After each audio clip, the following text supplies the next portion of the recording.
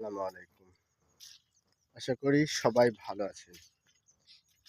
তো আমি আসছি আজকে একটা ধানের জমিতে। এই ধান কিভাবে চাষাবাদ করতে হয় সেটা আপনাদেরকে আজকে আমি বলবো।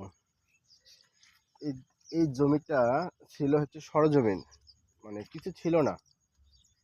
যদি আগে ফসল থেকে থাকতো তাহলে ওই ফসলটা কাটার পরে ধানটা করা হয়েছে। প্রথমে এই জমিতে আপনার পানি জমিতে পানি দেওয়া হয়েছে। পানি দেওয়ার পরে আপনার কাদা করা হয়েছে, ট্রাক্টর দিয়ে চাষ করা হয়েছে।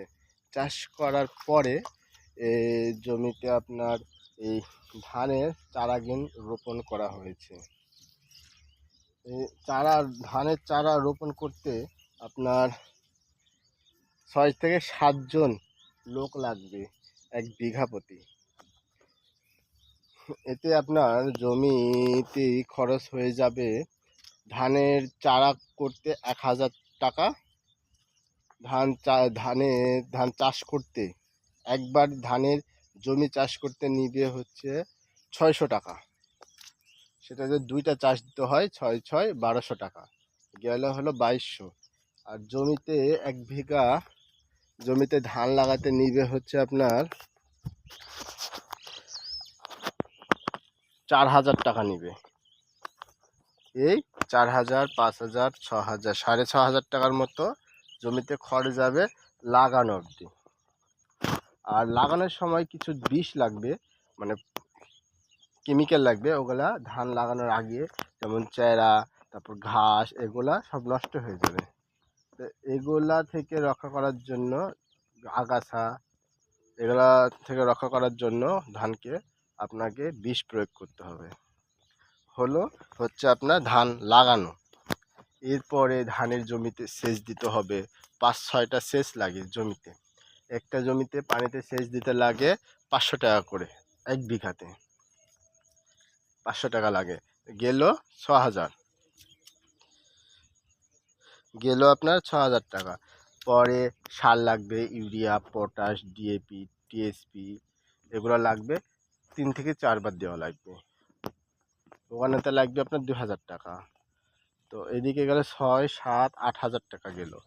পরে ধানের বিভিন্ন রকম পোকামাকড় আছে, যেমন এই ধান পোকা লেগেছে, এখানে বিষ দিতে হবে।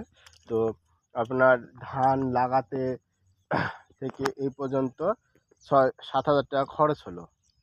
তো আপনার ধানে বিষ দিতে এখনও লাগবে 1500 টাকা। তো 6, 7, 8, সাড়ে 8 হাজার টাকা লাগবে। তারপরে আপনার ধান কাটতে লাগবে, তারপর বাসায় নিয়ে যেতে লাগবে, এখানে লাগবে আরও 3000 টাকা। তাহলে 8, 9, 10, 11 হাজার টাকা। তারপরে হচ্ছে আপনার ধান মাড়াই করতে হবে, বাসায় গিয়ে রাখতে হবে, ওখানে লাগবে 1000 টাকা। দিয়ে আপনার হচ্ছে 12 হাজার টাকা লাগবে বিঘা প্রতি ধানের চাষ করতে। তো এই 1 বিঘা ধানের চাষ করার পরেও আপনার কৃষকরা ধানের সঠিক মূল্য পায়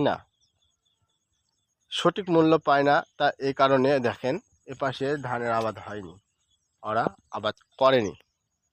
যেমন এপাশে হয়েছে। তো আপনাদের কাছে অনুরোধ যে ধানের মূল্য একটু বাড়াতে হবে, আর